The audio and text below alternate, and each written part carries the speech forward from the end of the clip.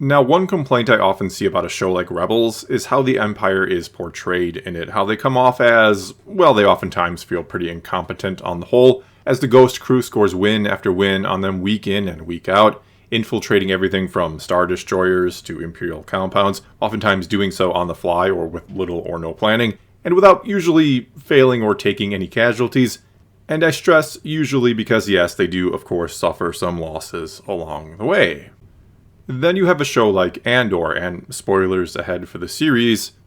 Anyway, in a show like Andor, you see a small team training and planning for weeks to break into an Imperial compound, even have a man on the inside and everything is figured out down to the smallest detail, only to have what you could call one little thing go wrong, one attentive corporal noticing something is amiss and taking the initiative, and it cascades into half the team being killed and them barely escaping in the end. And though, sure, the Ghost crew essentially have two Jedi on their side, and that could and should explain a great deal of their success, it still doesn't explain the sheer level of incompetence often displayed by the Empire, especially when you compare it side by side with how terrifying and efficient, if not a bit egocentric on the individual level, the military might of the Empire is shown to be in the Andor series.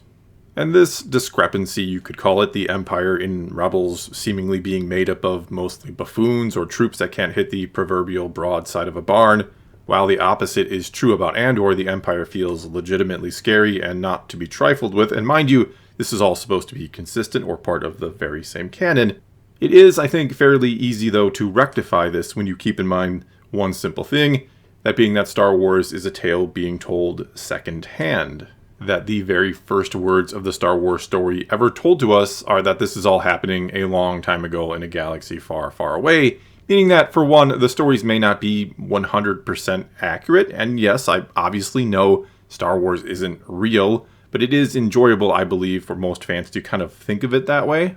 And for two, these stories may be embellished and or have some things withheld or watered down by the one telling the story, especially if it's a story aimed at a younger audience like Rebels clearly is, or even an all-ages type audience like these saga films are, or even something like Kenobi turned out to be.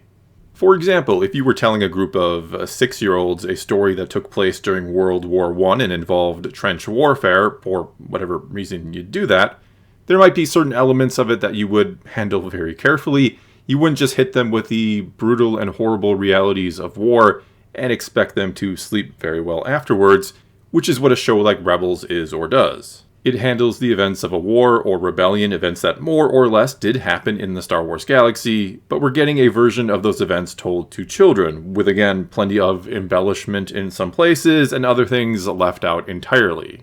Which certainly doesn't mean that adults can't enjoy Rebels. I enjoyed Rebels quite a bit, actually. You just have to accept that this is not the most historically accurate version of those events. And if the story of Rebels was told over again or to a different audience entirely, a more mature audience, things may not have always gone quite so well or so easily. It'd probably look a lot more like what Andor does. This is also a good way to explain inconsistencies or contradictions in the canon, that whoever is telling the story may have different sources or perspectives. If you're coming at it from the victorious point of view or from the original telling of events, you might end up with a much different story than one mainly coming from the loser's perspective. And no, that's certainly not meant as an excuse for major or blatant contradictions in the canon. That's not an excuse for certain things in the new canon already being retconned. Essentially, I'm just saying that if little things don't always line up perfectly, it can be forgiven, and there can be a sort of in-universe explanation for these inconsistencies, keeping in mind these stories are coming from elsewhere. They are being told secondhand, they are told originally in the universe, and being retold to us now. Though all that said, if you really needed or wanted to truly retcon something, and again give a sort of in-universe explanation beyond there being multiple timelines or realities or something like that, you could always say new information was discovered that greatly contradicts what was previously known, that we got pretty much the wrong story altogether the first time around. Not that I can think of any examples of something in the new canon I'd like to get a whole new different version of or anything like that.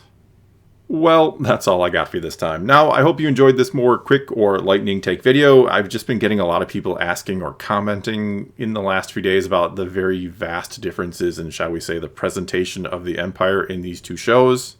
And considering one of my favorite things about Andor is that the Empire is being made into something truly terrifying, I figured I'd explain how I can still enjoy something like Rebels. Not that I think most of you really didn't already sort of know all of this or play the same sort of head game with yourself, that you know that different stories are going to be told in different ways to different groups.